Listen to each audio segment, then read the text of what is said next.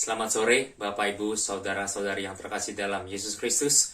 Selamat datang di dalam acara virtual Sunday Service GKI San Francisco. Pertama-tama, kami mau mengucapkan terima kasih kepada jemaat yang sudah berpartisipasi di dalam acara virtual Sunday Service kita. Sebelum kita memulai kebaktian sore hari ini, marilah kita bersatu hati di dalam doa. Mari kita satu dalam doa. Ya Tuhan, Allah Bapa kami yang bertata dalam kerajaan surga, selamat sore Bapa.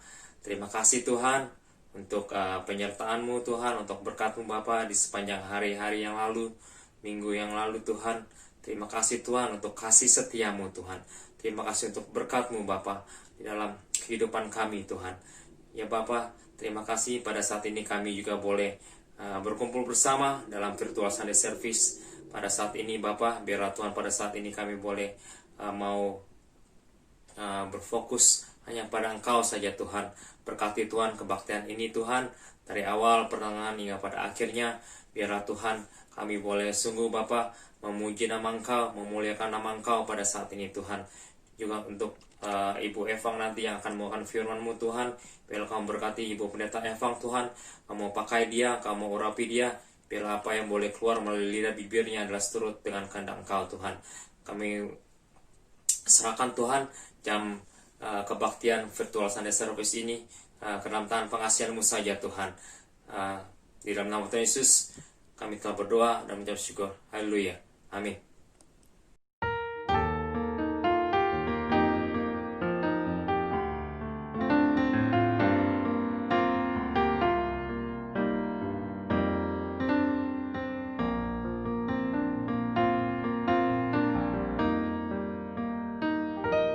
Ku ada sebab anugerah-Mu, ku ada karena kasih-Mu, Tuhan Yesus. Ku berterima kasih buat kasih rahmat-Mu. Terima kasih Yesus, Yesus. Terima kasih, hanya anugerah-Mu buat hidupku sekarang. Ku kan memuji-Mu selamanya.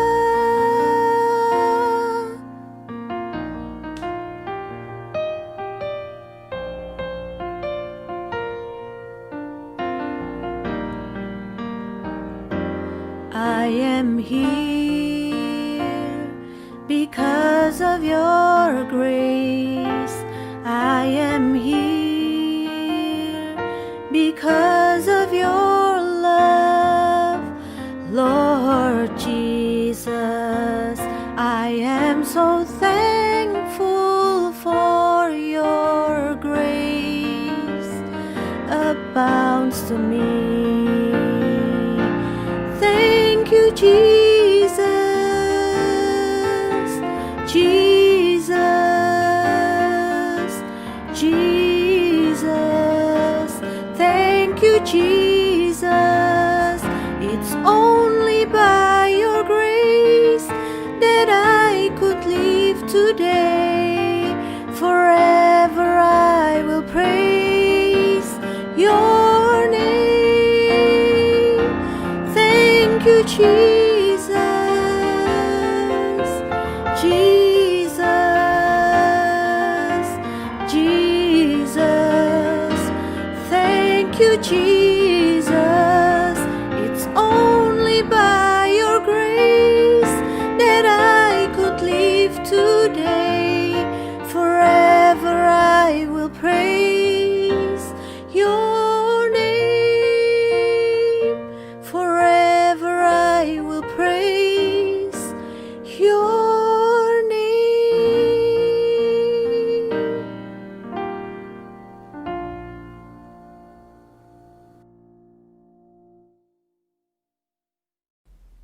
Kebaktian Minggu 16 Agustus 2020 ini terjadi karena pertolongan kita adalah di dalam nama Allah, pencipta langit dan bumi, Allah yang setia dengan segala apa yang dibuatnya.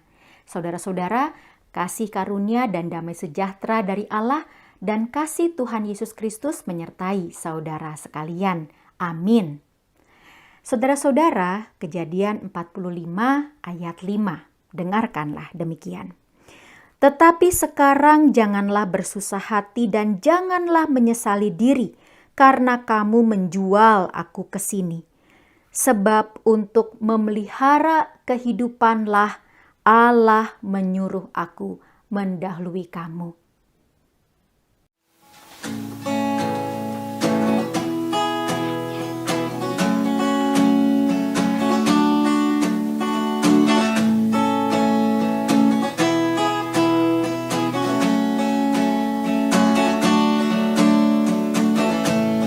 Blessed be your name in the land that is plentiful, where streams of abundance flow.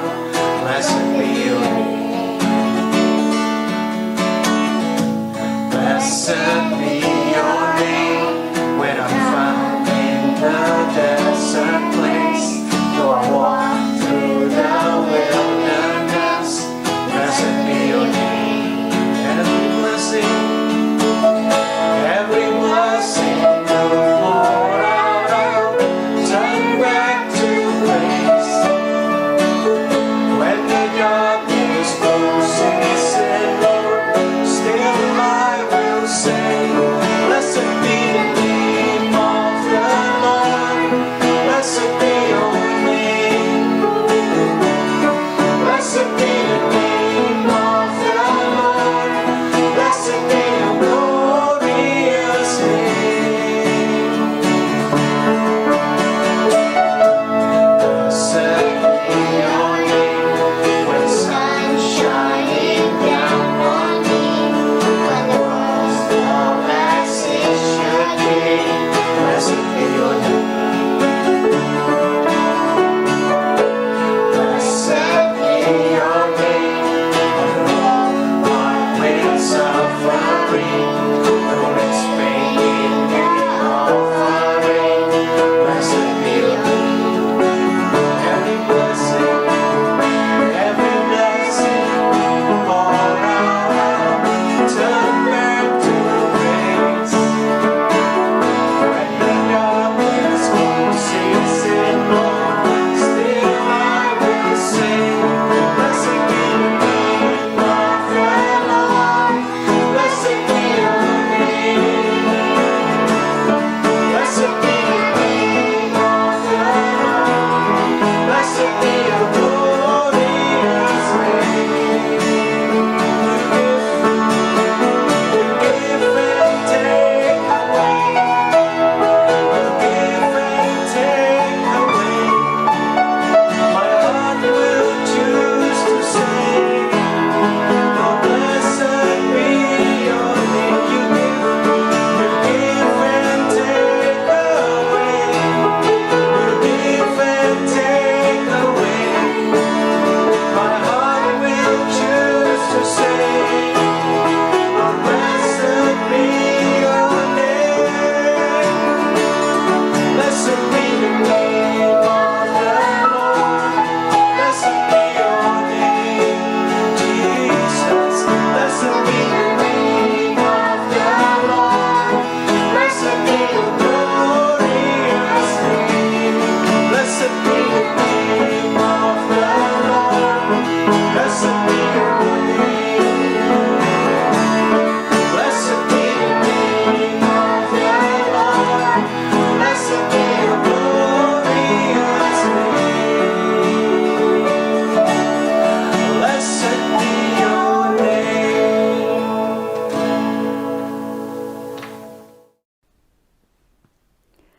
Selama 7 hari berlangsung, sepekan lalu, suka duka, sakit dan sehat, berita-berita baik dan buruk masih saja terus mengalir dengan deras dalam kehidupan dunia dan dalam kehidupan kita secara pribadi.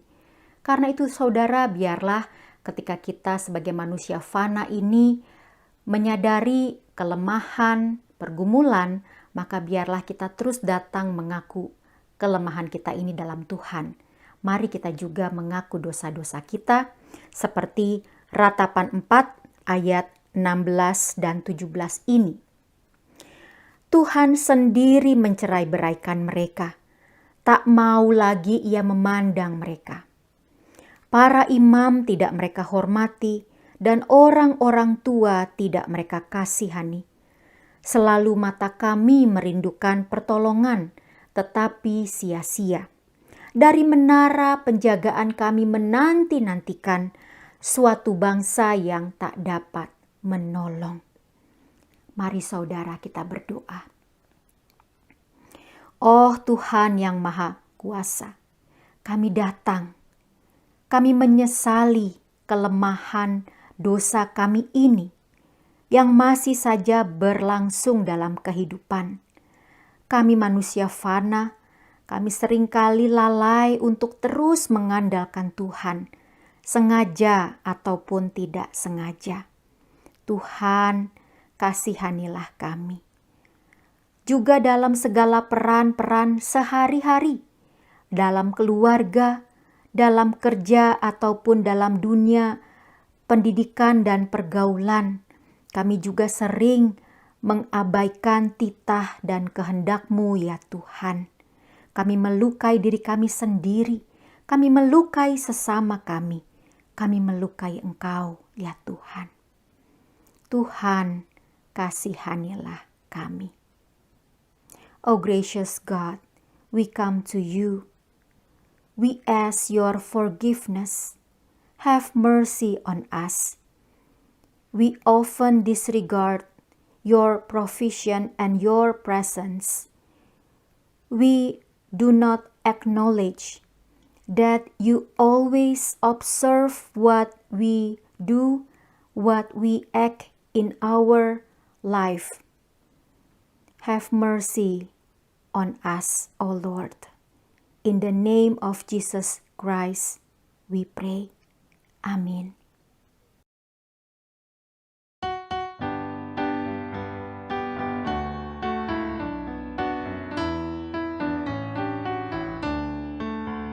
Does might I hide my blushing face while His dear cross appears? Dissolve my heart in thankfulness and melt mine eyes to tears. At the cross, where I first saw the light, and the burden of my heart rolled away. It was there by faith I received my sight, and now I am happy all the day.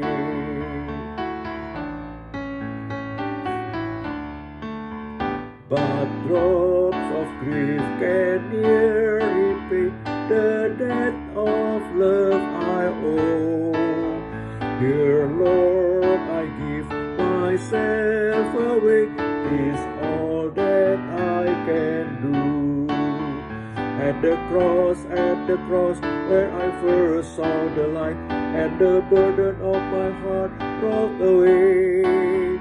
It was there by faith I received my sight, and now I am happy all the day. Berbahagialah setiap orang yang sungguh dengan rendah hati dan tulus berharap dalam Tuhan dan percaya akan keselamatan dalam Kristus Putranya. Mari dengarkan berita anugerah dan petunjuk hidup baru berdasarkan Yakobus 4 ayat 7-10. Karena itu tunduklah kepada Allah dan lawanlah iblis, maka ia akan lari daripadamu. Mendekatlah kepada Allah dan ia akan mendekat kepadamu. Tahirkanlah tanganmu, hai kamu orang-orang berdosa. Dan sucikanlah hatimu, hai kamu yang mendua hati. Sadarilah kemalanganmu, berduka cita dan merataplah. Hendaklah tertawamu kamu ganti dengan ratap dan sukacitamu dengan duka cita. Rendahkanlah dirimu di hadapan Tuhan dan Ia akan meninggikan kamu.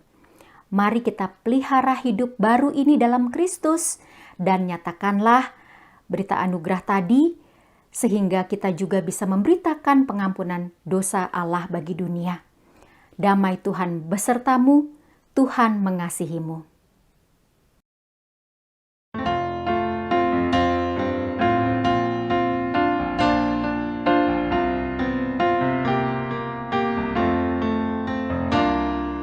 Yesus segala-galanya mencari hidupku. Sehari-hari dialah penopang yang teguh. Bila ku susah berkesan, aku pergi kepadanya. Sandaranku, penghiburku, selamatku.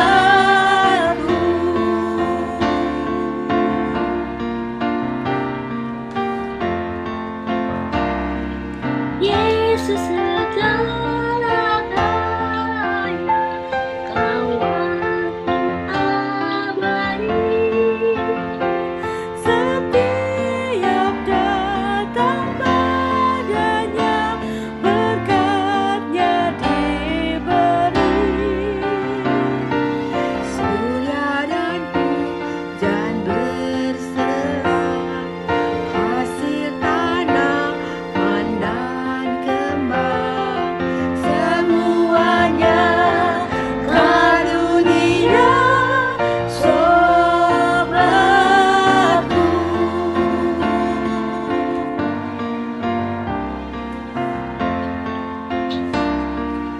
Yesus segala-galanya, setia padaku. Dapatkan ku menyangkalnya, teman setiaku. Bersamanya ku tak sesat, Dia menjagaku tetap. Ia tetap kawan erat sobatku.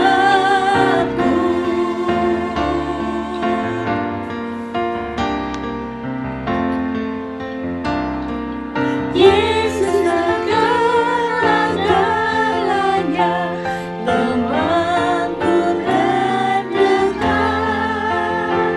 Padanya aku berserah, sekarang dan tetap. Hidupku indah mulia, bersamanya bahagia. Hidup tetap karena kenal sobatku.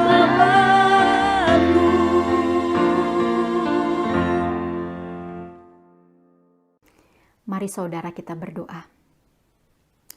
Tuhan Yesus, terima kasih karena kami kembali lagi beroleh hidup di hari Minggu untuk mendengarkan kembali firman Tuhan yang menjadi kekuatan dalam kehidupan kami. Tuhan, bersabdalah, tolong kami dalam Roh-Mu yang kudus, agar kami taat dan setia mendengar dan melakukan firman Tuhan dengan sungguh-sungguh. Terima kasih Tuhan, di dalam nama Tuhan Yesus kami berdoa. Amin.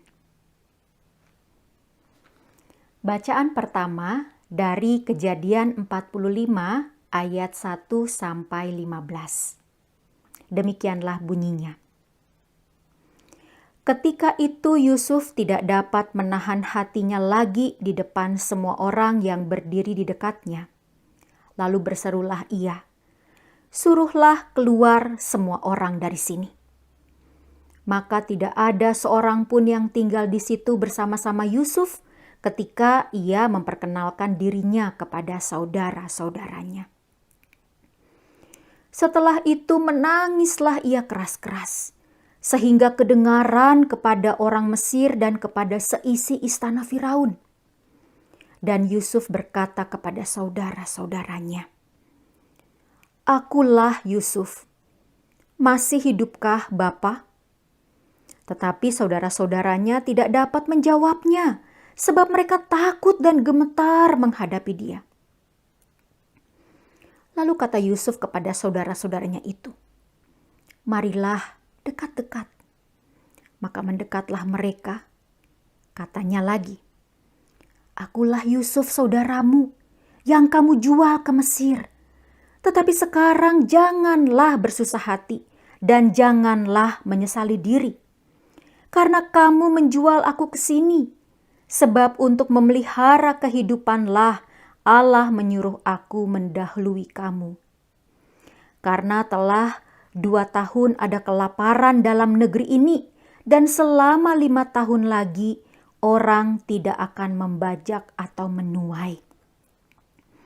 Maka Allah telah menyuruh aku mendahului kamu untuk menjamin kelanjutan keturunanmu di bumi ini dan untuk memelihara hidupmu, sehingga sebagian besar daripadamu tertolong.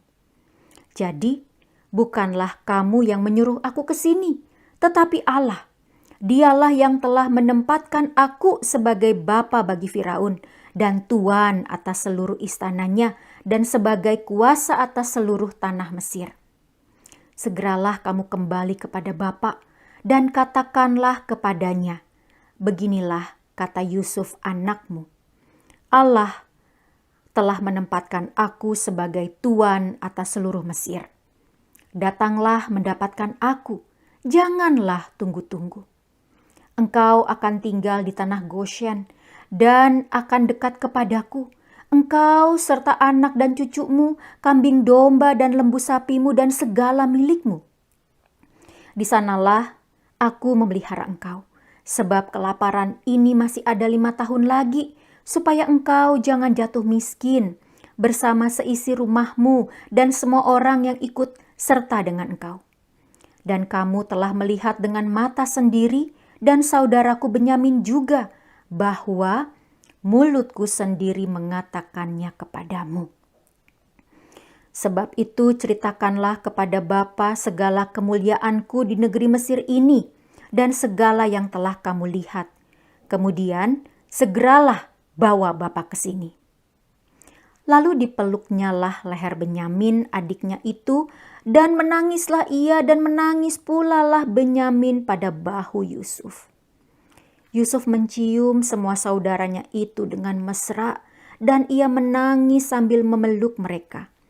Sesudah itu barulah saudara-saudaranya bercakap-cakap dengan dia.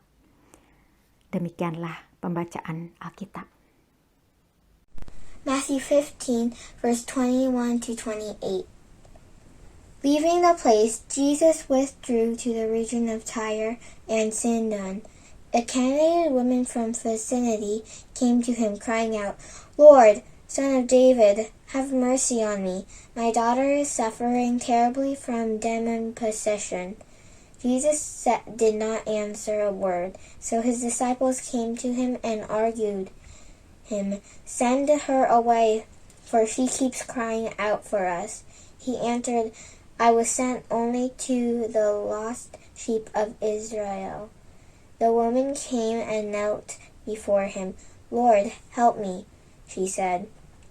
He replied, "It is not right to take the children's bread and toss it to their dogs." "Yes, Lord," she said, "but even the dogs can eat the crumbs that fall from their master's table." Then Jesus answered, "Woman, you have great faith. Your request is granted." And her daughter was healed from that very hour.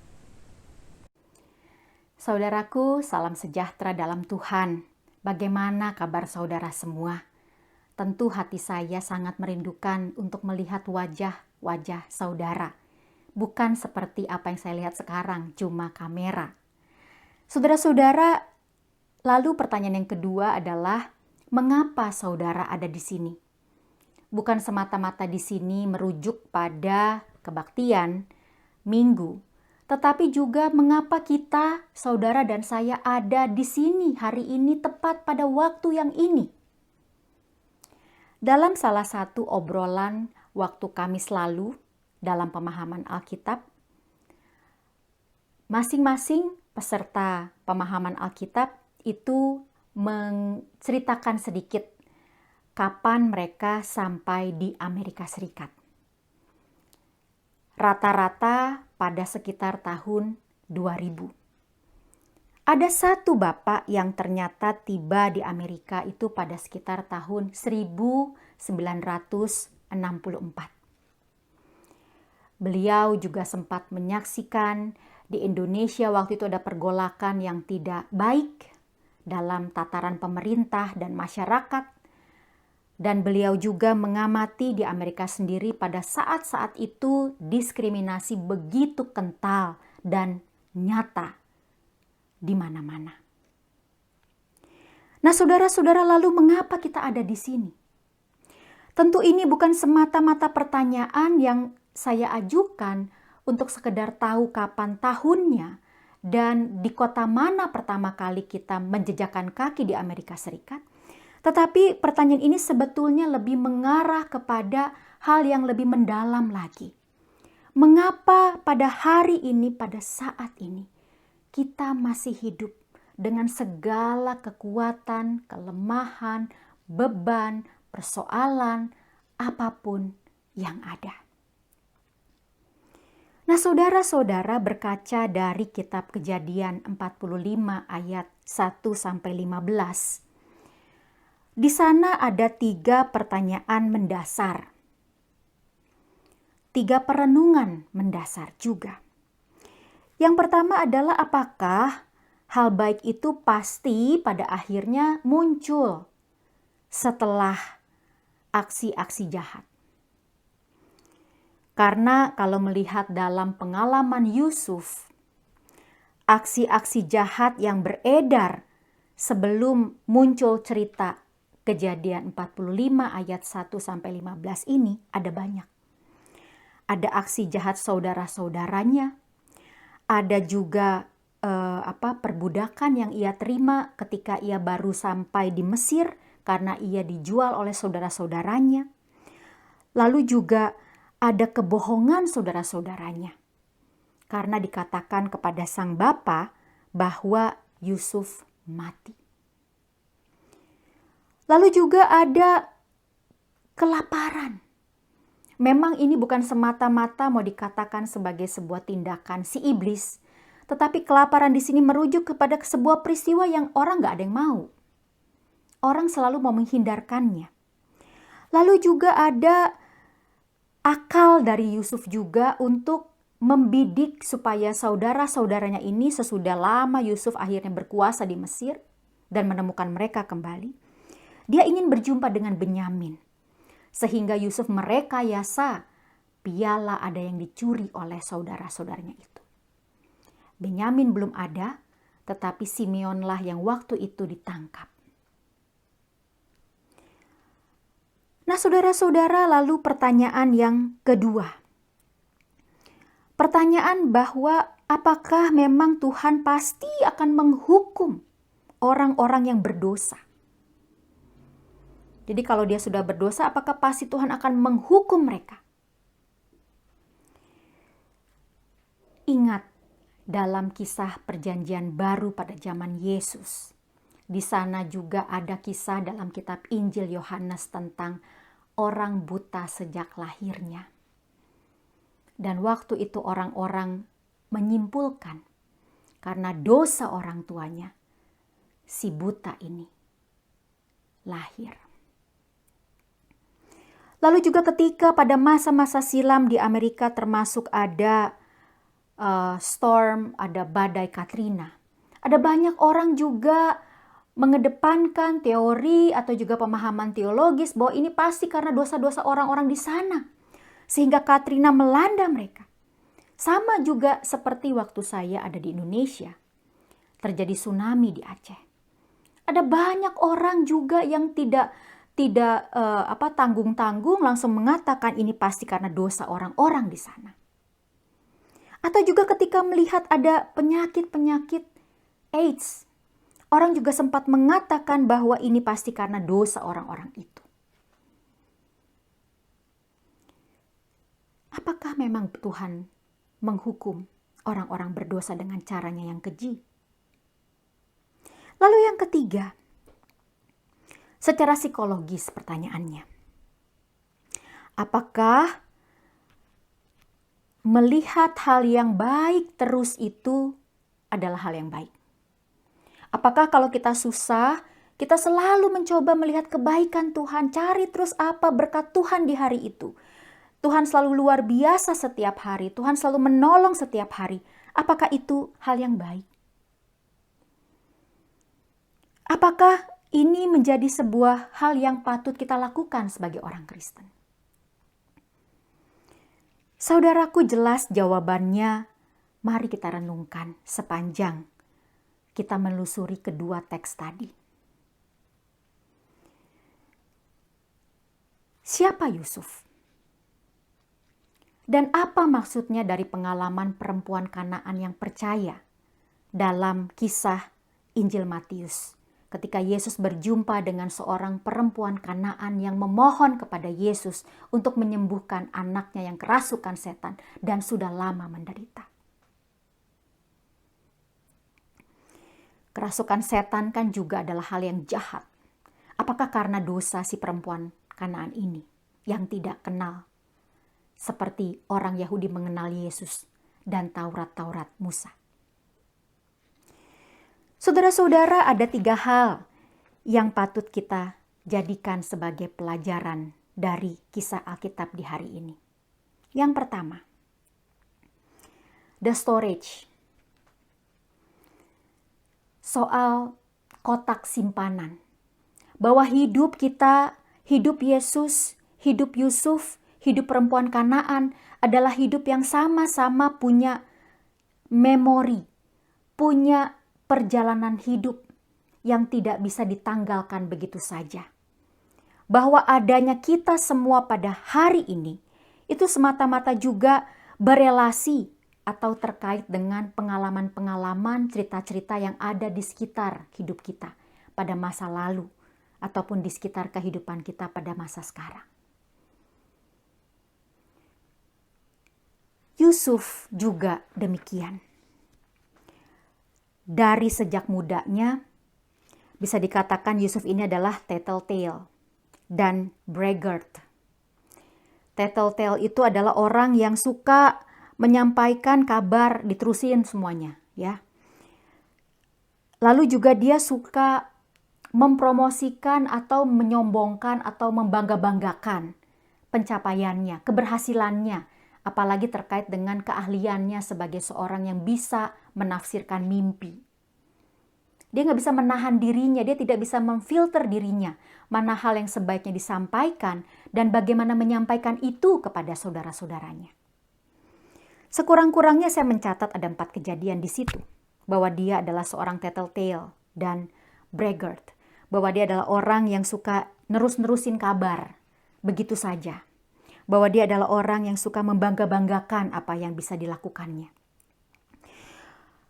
Dalam Kejadian pasal 37, ayat 2, mencatatkan Yusuf menyampaikan kabar kejahatan saudara-saudaranya kepada ayahnya. Ayat 5, Yusuf menceritakan mimpinya kepada saudara-saudaranya. Apa itu mimpinya? Mimpinya adalah bahwa dia melihat bahwa mereka, dia dan saudara-saudaranya sedang mengikat gandum. Lalu tiba-tiba gandum yang sedang Yusuf pegang itu berdiri tegak. Dan gandum-gandum lain yang saudaranya sedang ikat ini menyembah kepadanya. Jadi secara literal berarti ya Yusuf itu akan disembah oleh saudara-saudaranya. Itu diceritakan langsung kepada saudara-saudaranya. Jadi ya saudara-saudaranya yang makin iri hati, makin kesal. Lalu yang ketiga ayat 8. Yusuf juga mengatakan lagi apa mimpinya kepada saudara-saudaranya. Bahwa dia melihat ada matahari, ada bulan, ada bintang. Dan diperlihatkan bagaimana dia dikelilingi oleh semua itu. Dan bintangnya ada 11. Sampai-sampai akhirnya mengatakan, oh itu berarti bapakmu dan ibumu dan saudara-saudaramu semua akan menyembah engkau sebagai raja. Makin lagi saudara-saudaranya iri hati sama dia. Jadi Yusuf rupa-rupanya punya storage, punya kotak simpanan dalam hidupnya yang tidak selalu berisi cerita-cerita yang sepenuhnya lurus tulus di hadapan Tuhan. Belum lagi kalau kita juga lihat tadi dalam kisah Kejadian 45. Bagaimana juga pada sebelum-sebelumnya ia sempat dengan akalnya mencoba untuk memasukkan piala ke dalam kantong-kantong saudaranya supaya saudaranya itu didapati mencuri sesuatu dari tempatnya, dari tempat Yusuf. Ya. Saudara-saudara, ini yang perlu kita cermati juga dalam kehidupan kita. Mari kita bongkar kotak-kotak hidup kita. Pada saat saya merekam ini, selama beberapa hari ke belakang, saya punya kesulitan dengan telepon seluler saya, yang memang saya beli sejak tahun 2017, dengan kapasitas memori yang waktu itu paling pendek, paling kecil. Jadi, sekarang ini storage-nya sedang penuh. Sudah dicoba hapus-hapus video, masih juga susah untuk cepat bisa akses beberapa aplikasi di ponsel saya. Ini gambaran fisik, saudara. Ponsel kita penuh, storage-nya penuh, kita berantakan. Lemari kita penuh, hidup kita pusing, ruwet kayaknya kalau ngeliat rumah berantakan kan. Barang kita banyak, ruwet otak kita. Mobil kita juga banyak tentengannya, pusing ya, capek rasanya. Walaupun tadi senang kayaknya belanjanya sampai di garasi, sampai di rumah, aduh ternyata tentengannya banyak, pusing. Unboxing itu bukan sesuatu yang selalu menceriakan, kecuali kalau branded things gitu ya, kalau barang-barang bermerek, YouTuber tuh banyak. Oh, ayo unboxing this and that. Bongkar bungkusan tas bermerek ini dan itu, ya. Bagaimana dengan kehidupan kita? Yusuf mengajak kita untuk berkaca bahwa kita harus bongkar. Makanya tadi Yusuf menangis keras-keras. Dan bahkan menangisnya itu tidak cukup untuk begitu saja memperlihatkan bahwa dia betul-betul menyesali perpisahan dirinya dengan saudara-saudaranya. Dia begitu merindu-rindukan ketemu dengan Benyamin sebelum kisah-kisah tadi dan juga bertemu lagi dengan bapaknya. Apalagi dalam kondisi waktu itu masih ada 5 tahun lagi kelaparan akan melanda mereka. Saudara, mari kala itu kita unboxing, kita bongkar kehidupan kita. Luka-luka lama mari kita selesaikan. Dendam-dendam lama kita tuntaskan. Jangan kita sampai dalam relasi kita menjadi relasi yang disharmonis seperti dalam pengalaman Yusuf dan saudara-saudaranya pada tahun-tahun sebelumnya. Dan ini bukan sesuatu yang begitu saja mudah, tetapi sangat mungkin, sangat bisa dilakukan. Bayangkan kalau Yusuf tidak membongkar unek-uneknya itu kepada Tuhan. Bayangkan kalau Yusuf tidak bisa deal dengan dirinya sendiri. Bayangkan kalau Yusuf tidak bisa berdamai dengan hatinya sendiri. Dia bisa menjadi seorang yang ganas dan melupakan Tuhan. Nah, saudara-saudara, dalam catatan trauma dan recovery, trauma dan pemulihan, ternyata dulu yang namanya trauma itu hanya dikenal sebagai sebuah histeris, yang ditudingkan hanya dimiliki oleh orang-orang perempuan yang terkait dengan peranakan mereka. Lalu kemudian berkembanglah didapati pada sekitar masa-masa Perang Dunia Pertama, pada sekitar tahun 1914, maka ada yang disebut dengan shell shock by proxy, bahwa didapati bahwa pengalaman histeris atau terganggu itu atau stres itu juga bisa ditemukan bukan hanya pada perempuan tetapi juga pada laki-laki yang waktu itu adalah tentara-tentara Perang Dunia Pertama. Dengan adanya kesediaan untuk lebih mendengar, dengan adanya kesediaan untuk lebih berubah setelah mendengar cerita-cerita para tentara ini, maka terjadilah pengalaman perlunya untuk berempati. Pengalaman perlunya untuk membuka diri untuk mendengar apa yang menjadi kegelisahan dalam hati orang lain. Juga dalam masa-masa Perang Dunia Kedua disebut dengan adanya sindrom sindrom old veteran, ya. Sindrom pejuang-pejuang yang sudah lama. Dan disadari bahwa ini menjadi sesuatu yang serius, bisa menimpa siapa saja. Dan tahukah saudara, pertama kalinya akhirnya kasus perkosaan itu penting untuk dibela secara hukum, itu baru terjadi pada sekitar tahun 1971 oleh kelompok New York Radical Feminist. Ya.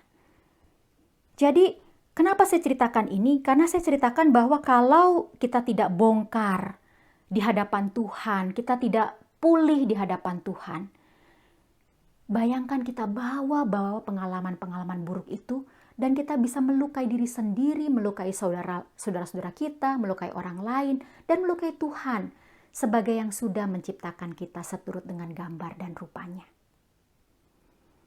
Jadi mari saudara, seiring dengan pergerakan, perhatian orang untuk berempati, seiring bahkan dengan nilai-nilai yang kita sudah kenal dalam Kristus, mari kita unboxing, bongkar apa yang ada dalam pengalaman-pengalaman hidup kita di hadapan Tuhan.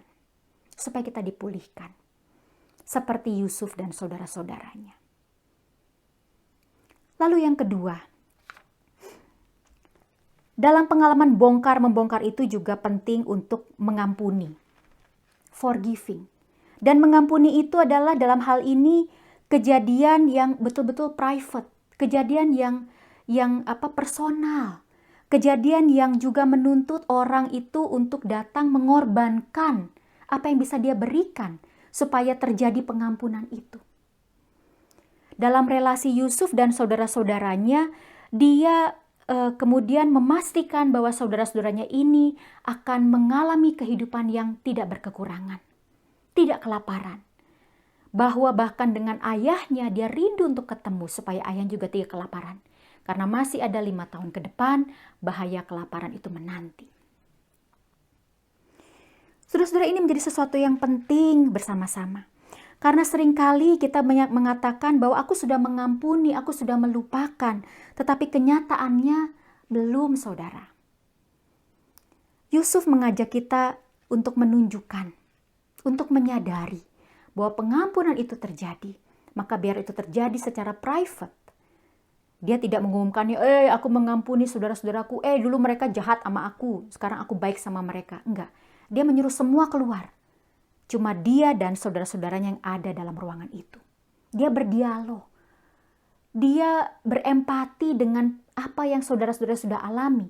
Yusuf berubah. Diperbaharui oleh Tuhan.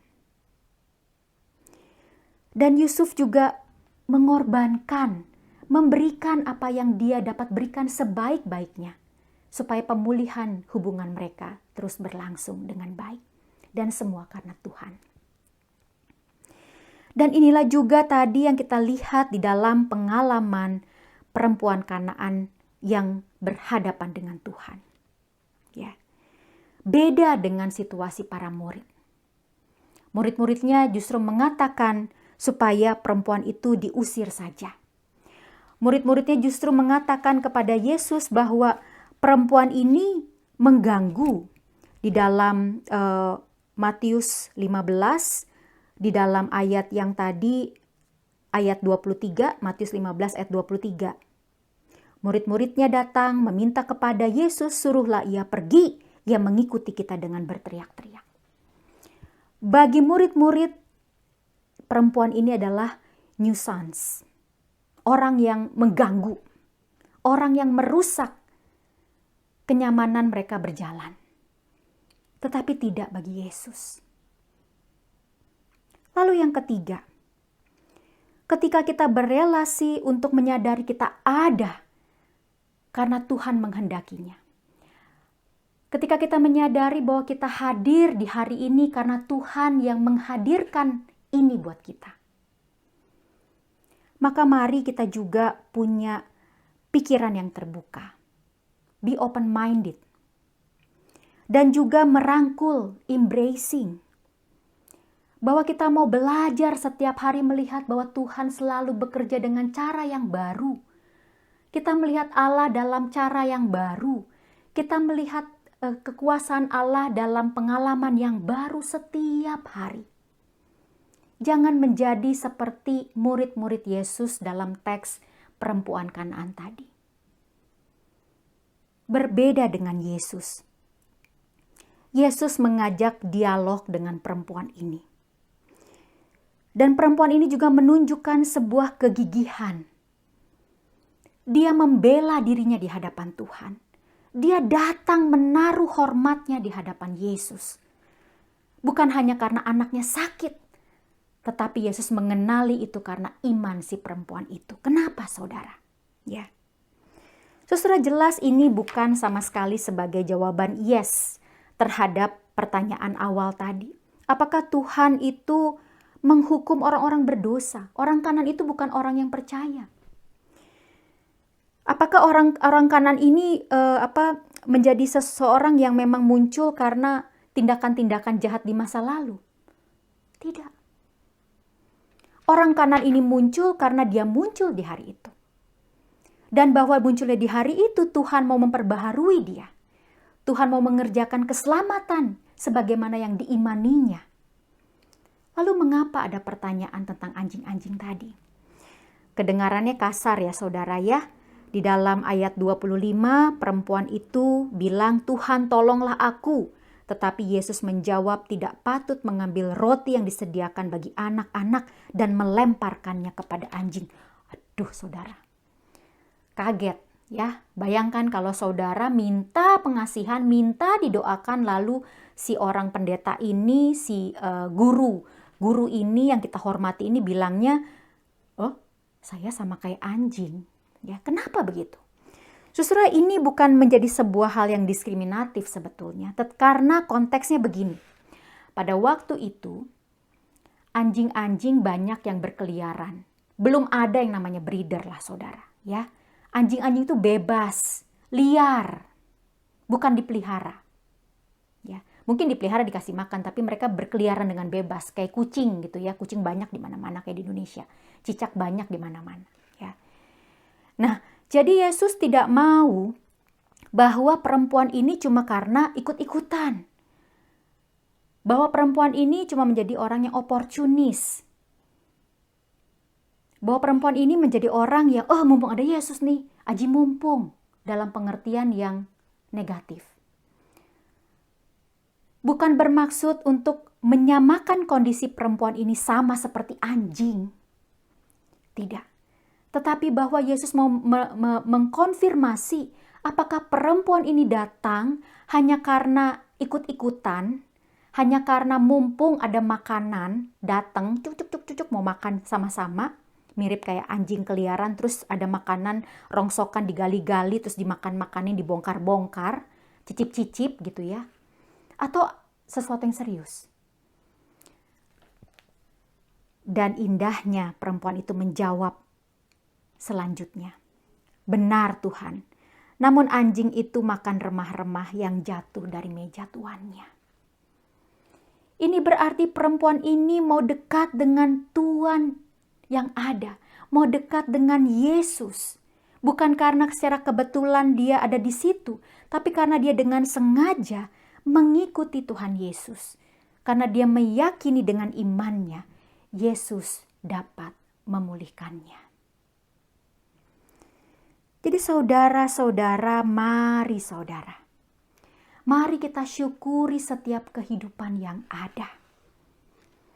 Masa pandemi masih nggak jelas kapan selesai. Ya, apakah September kita akan mulai kebaktian? Sepertinya belum. Kebaktian seperti di gedung gereja, sepertinya belum. Ya, belum jelas. Mudah-mudahan ada perubahan, ya, bisa jadi. Ya, tetapi tadi kita melihat kebaikan, bagus jadi optimis. Tapi jangan sampai karena optimis itu, kita jadi melihat bahwa kalau kita dapatnya jelek, berarti karena Tuhan menghukum kita. Bukan. Kalau kita nggak dapat kalau kita nggak dapat selesai juga pandeminya, saya udah berdoa nih pandemi selesai nih akhir bulan ini, tapi nggak selesai juga, berarti karena kita dihukum. Jangan kita menghakimi seperti itu. Mari kita lihat seperti Yusuf melihat perkara dalam dirinya. Karena Tuhan, maka aku pergi ke Mesir mendahului kamu. Yusuf pada hari itu akhirnya bisa melihat pada tahun kedua selama bahaya kelaparan. Setelah beribu-ribu langkah dia jejaki sampai pada hari itu. Ketika dia disesah oleh saudara-saudaranya, dijual ke Mesir, di rumah Potifar, di penjara dan sebagainya, dia terus berusaha untuk dekat dengan Tuhan. Seorang tattletale yang terus menyadari bahwa hidupnya itu hanya karena kemurahan Tuhan. Jadi apapun karakter lalu yang ada pada kita, bongkar itu. Serahkan pada Tuhan. Biar Dia yang terus memperbaharui kehidupan kita. Setiap hari, 3 hal tadi jangan lupa. Unboxing, bongkar kehidupan kita. Forgiving, ampuni. Secara pribadi datang kepada Tuhan. Secara pribadi coba lakukan rekonsiliasi dengan orang-orang yang punya hubungan tidak benar mungkin, tidak mulus selama ini. Dan juga berikan tandanya. Apa yang mau kita korbankan dalam pengampunan itu. Yang ketiga, be open-minded. Jadilah orang yang berwawasan, berpikiran terbuka. Sebagaimana kasih Tuhan selalu baru setiap hari. Sebagaimana Yusuf melihat Allah terus memberikan pengharapan setiap hari. Sebagaimana perempuan Kanaan ini juga merasakan rengkuhan pelukan di dalam imannya kepada Yesus. Tuhan memberkati saudara. Amin.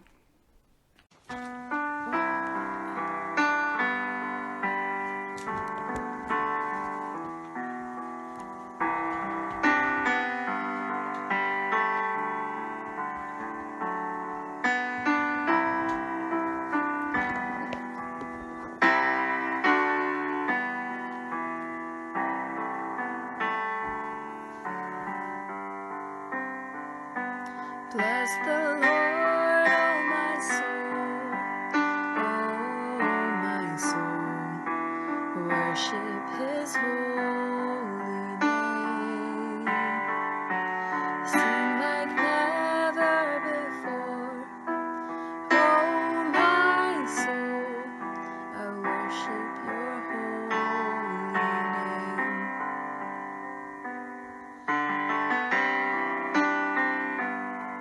The sun comes up, it's a new day dawning.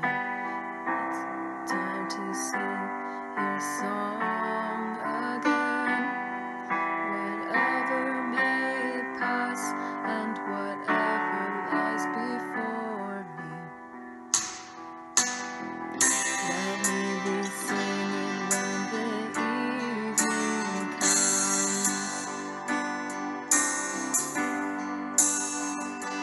Bless the Lord.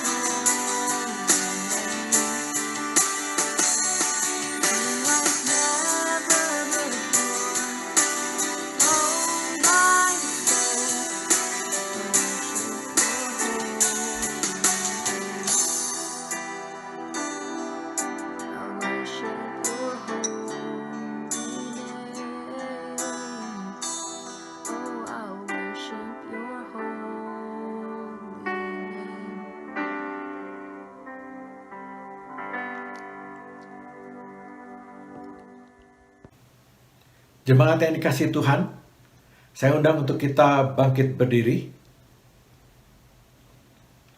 Bersama dengan gereja di segala tempat dan abad, marilah kita bersama-sama menyatakan iman percaya kita seturut dengan pengakuan iman rasuli. Demikian. Aku percaya kepada Allah, Bapa yang Maha Kuasa, Halik langit dan bumi, dan kepada Yesus Kristus, anaknya yang tunggal, Tuhan kita, yang dikandung dari Roh Kudus, lahir dari anak darah Maria, yang menderita sengsara di bawah pemerintahan Pontius Pilatus, disalibkan, mati dan dikuburkan, turun ke dalam kerajaan maut. Pada hari yang ketiga, bangkit pula dari antara orang mati, naik ke surga, duduk di sebelah kanan Allah, Bapa yang Maha Kuasa. Dan dari sana ia akan datang untuk menghakimi orang yang hidup dan yang mati. Aku percaya kepada Roh Kudus, gereja yang kudus dan am, persekutuan orang kudus, pengampunan dosa, kebangkitan orang mati, dan hidup yang kekal. Amin. Dipersilakan duduk kembali. 17 Agustus tahun 45, itulah hari kemerdekaan kita. Ya saudara, 17 Agustus 2020 ini menjadi tanda bahwa kita merayakan Hari Kemerdekaan Republik Indonesia yang ke-75 tahun. Betapa besar anugerah Tuhan bagi bangsa dan negara Indonesia.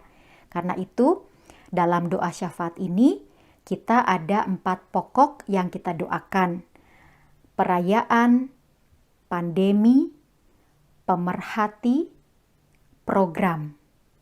Sebelum kita berdoa, mari kita ambil waktu untuk merenung sejenak, bersyukur karena kita sebagai bangsa dan negara yang merdeka.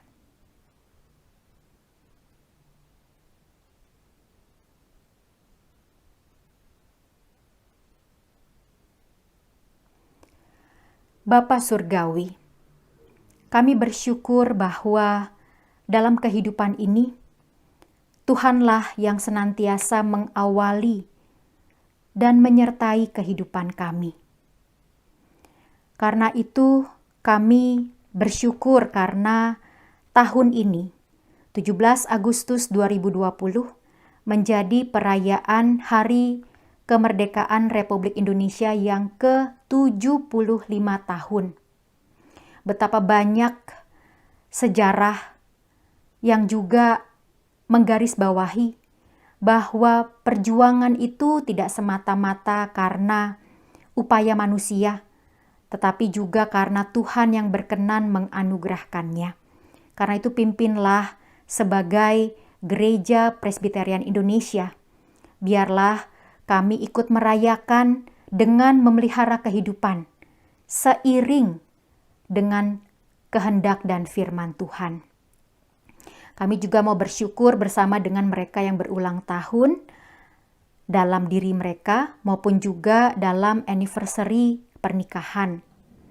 Kami juga bersyukur atas kerja dan pendidikan yang juga dialami.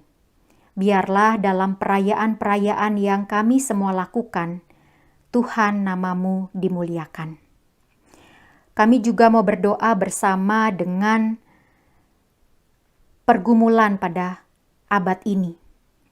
Kami menghadapi pandemi yang tidak disangka-sangka masih terus saja berlangsung Tuhan.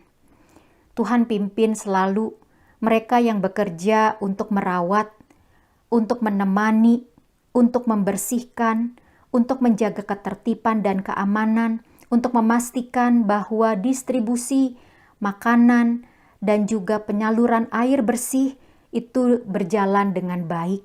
Biarlah orang-orang ini menyadari betapa mereka dicintai oleh Tuhan dan betapa keluarganya juga senantiasa dipelihara oleh Tuhan. Berikanlah mereka kekuatan untuk menekuni kerja mereka, sehingga apa yang mereka buat menjadi kemuliaan bagi Tuhan dalam kehidupan mereka. Bagi yang sakit, Tuhan pimpin selalu. Biarlah obat-obat dan pendampingan semuanya menjadi alat kepanjangan Tuhan untuk memulihkan dan menguatkan. Kami juga berdoa bersama dengan mereka yang sakit karena virus bakteri lainnya, atau juga penyakit-penyakit menahun, atau juga yang secara fisik karena usia, maka mereka mengalami keterbatasan, sehingga mereka tidak bisa berjalan dengan secepat dulu. Mereka juga harus ditemani, atau juga didampingi, atau juga sekali-kali ditilik. Biarlah Tuhan kondisi-kondisi warga lansia, kondisi-kondisi mereka yang juga hidupnya jauh dari orang-orang banyak karena tempat tinggal mereka berjauhan, biarlah orang-orang ini juga senantiasa dipelihara oleh-Mu Bapa.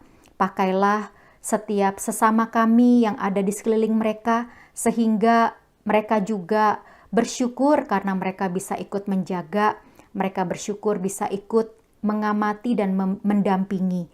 Dan di tengah-tengah segala perjumpaan itu, mereka bersuka cita karena hidup yang Tuhan berikan. Kami juga berdoa bersama dengan keluarga-keluarga. Kami ingin menjadi pemerhati yang mencintai Tuhan, yang juga mempraktekkan firman Tuhan dalam kehidupan kami. Kami berdoa bagi anak-anak kami dalam masa-masa studi, dalam sekolah yang sebentar lagi akan segera berlangsung. Juga bagi anak-anak yang masih dalam kandungan, yang segera akan lahir, atau juga yang masih dalam beberapa bulan ke depan. Kami juga berdoa bagi keluarga-keluarga masing-masing, bagi yang mencari nafkah, bagi keluarga yang menemani. Biarlah juga dalam proses mereka berinteraksi, mereka selalu sehat dan kuat dan mengandalkan Tuhan dalam segala perkara. Sehingga di tengah-tengah kelemahan atau kekurangan, mereka juga tetap mampu untuk melihat bahwa Tuhan setia memelihara mereka. Kami juga mau berdoa bersama dengan program-program yang kami canangkan sebagai individu, sebagai keluarga, sebagai negara, sebagai gereja. Kami serahkan Tuhan program dalam kami menata rumah tangga kami, relasi komunikasi, relasi finansial, atau juga dalam kami memenuhi kebutuhan hidup sehari-hari. Kami juga menyerahkan program kerja gereja dan masyarakat, baik yang dicanangkan atau dilakukan dalam tubuh Sinode Presbyterian Church Amerika dan Presbyteri San Francisco, atau juga dalam gereja-gereja ekumenis dalam tubuh National Indonesian Presbyterian Council atau juga National Asian Presbyterian Council dan juga Badan Dewan Gereja Dunia. Biarlah Tuhan masing-masing lembaga ekumenis ini mampu menjadi saksi Kristus di tengah-tengah kehidupan masyarakat, sehingga Matius 25 dalam penjabarannya itu mencerminkan kasih Yesus yang berbela rasa bagi keselamatan seisi dunia ini. Kami juga mau berdoa untuk negara Amerika Serikat yang juga pada bulan November akan memilih presiden dan wakil presiden. Kami juga berdoa untuk Indonesia yang pada bulan Desember akan memilih kepala daerah mereka. Tuhan, biarlah dalam masing-masing pemilihan ini setiap program dan juga setiap pemangku jabatan dan masyarakat berpartisipasi secara adil, secara jujur, secara bebas, dan juga secara hormat satu dengan yang lain. Sehingga persatuan dan kesatuan tetap dapat dipelihara dan semangat untuk mengunggulkan kehidupan bersama. Itulah yang menjadi tujuan dan motivasi kami semuanya. Terima kasih Tuhan, kami serahkan doa kami yang tidak sempurna. Biarlah Tuhan menyempurnakannya Tuhan dalam kehendak Tuhan, seturut dengan doa yang Tuhan sudah ajarkan.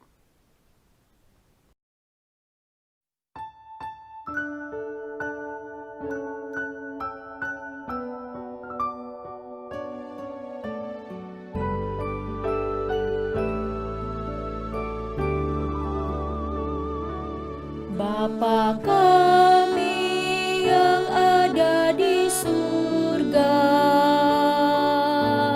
dikuduskanlah nama-Mu,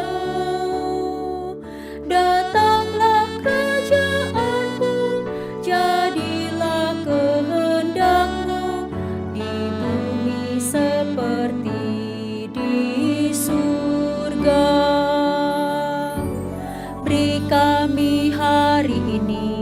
makanan yang secukupnya. Ampuni salah kami, seperti kami ampuni yang bersalah pada kami. Jangan bawa kami dalam pencobaan, melainkan lepaskan kami dari yang jahat, sebab Kaulah yang punya kerajaan dan kuasa dan kemuliaan sampai selama-lamanya. Amin. Amin.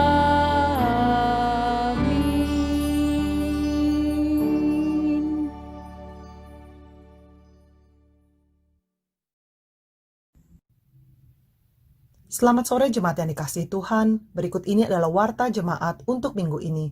Bagi jemaat yang membutuhkan konsultasi pastoral, dapat menghubungi majelis atau pendeta Evangeline Poa melalui nomor 415-685-5979 atau mengirimkan email ke session@gkisf.org. Majelis jemaat mengucapkan selamat bagi mereka yang merayakan hari ulang tahun, anniversary, ataupun peristiwa penting lainnya. Oleh karena itu, sebagai ucapan syukur, jemaat dapat memberikan persembahan melalui Thanksgiving ke nomor 415-532-2225 atau secara online melalui website berikut ini. Persembahan juga dapat diberikan melalui Zelle ke email gkisf1991@gmail.com. Jemaat dapat transfer uang atau mendepositkan cek ke Bank of America atas nama GKI San Francisco. Untuk nomor account dan routing number dapat dilihat di WhatsApp grup GKI San Francisco. Dalam masa-masa social distancing ini, majelis ingin mengundang jemaat untuk tetap berpartisipasi dalam persekutuan dengan umat Tuhan. Berikut ini adalah kegiatan virtual gereja kita. Doa malam setiap hari Senin, jam 8:30 sampai 9:30 malam. Pemahaman Alkitab setiap hari Kamis malam, jam 8:30 sampai dengan jam 8:30. Sunday School setiap hari Sabtu pagi, jam 11 sampai 11:30. Youth Fellowship setiap hari Sabtu malam, jam 8 sampai dengan jam 9. Info lebih lengkap mengenai kegiatan ini dapat dilihat di WhatsApp grup GKI San Francisco. Kami juga mengundang jemaat untuk menghadiri virtual social hall setelah ibadah ini selesai. Demikian warta minggu ini. Terima kasih atas perhatian saudara sekalian. Sampai jumpa minggu depan, jam 4 sore di channel yang sama. Stay healthy and safe. Tuhan memberkati.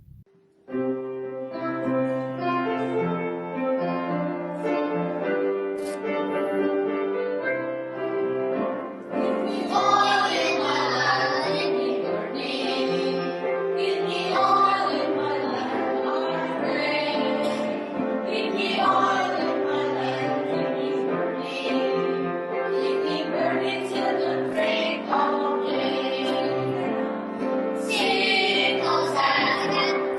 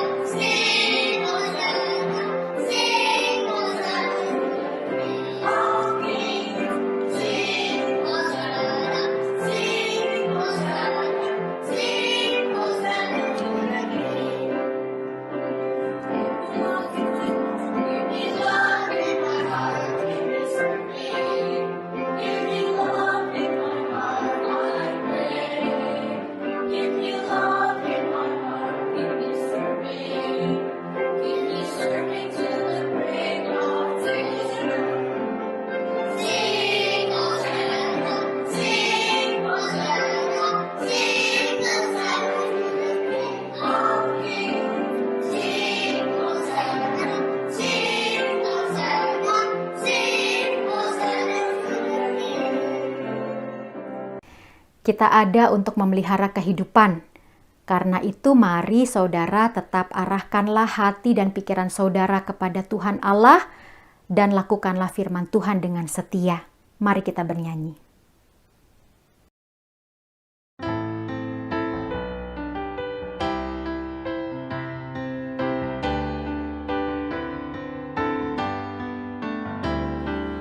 Out in the highways and byways of life, many are weary and sad. Carry the sunshine where darkness is rife, making the sorrowing glad.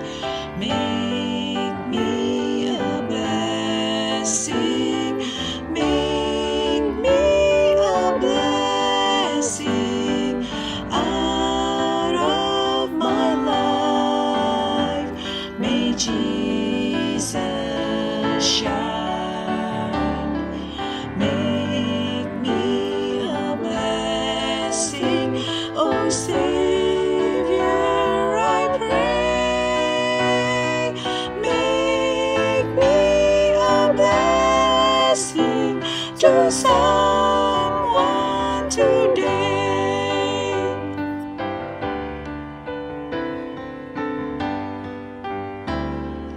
Tell the sweet story of Christ and His love. Tell of His power to forgive. Others will trust Him if only you prove through every moment you live.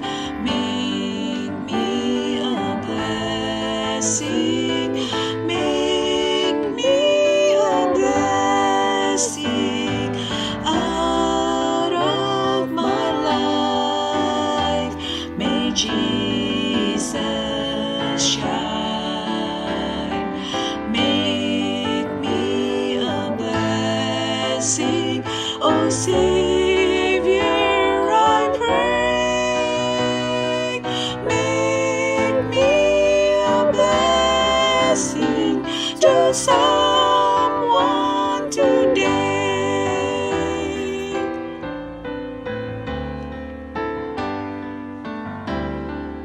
Give as was given to you in your need. Love as the Master loved you. Be to the helpless a helper indeed. Unto your mission be true. Make me a blessing. Make me a blessing out of my life. May Jesus shine. Make me a blessing, oh Savior, I pray. Make me a blessing to someone today.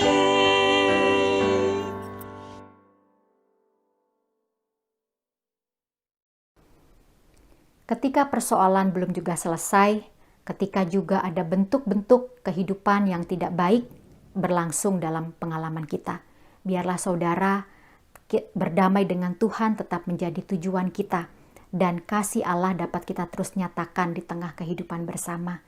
Mari saudara, sambutlah berkat Tuhan. Kasih karunia Allah dan damai sejahtera Allah di dalam persekutuan dan kasih Tuhan Yesus Kristus dan pemeliharaan Roh Tuhan yang kudus menyertai saudara untuk memelihara kehidupan yang Ia anugerahkan selama-lamanya. Haleluya. Amin. Haleluya, haleluya, haleluya,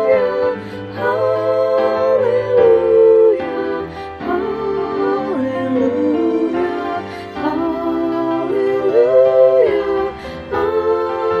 amin, amin, amin.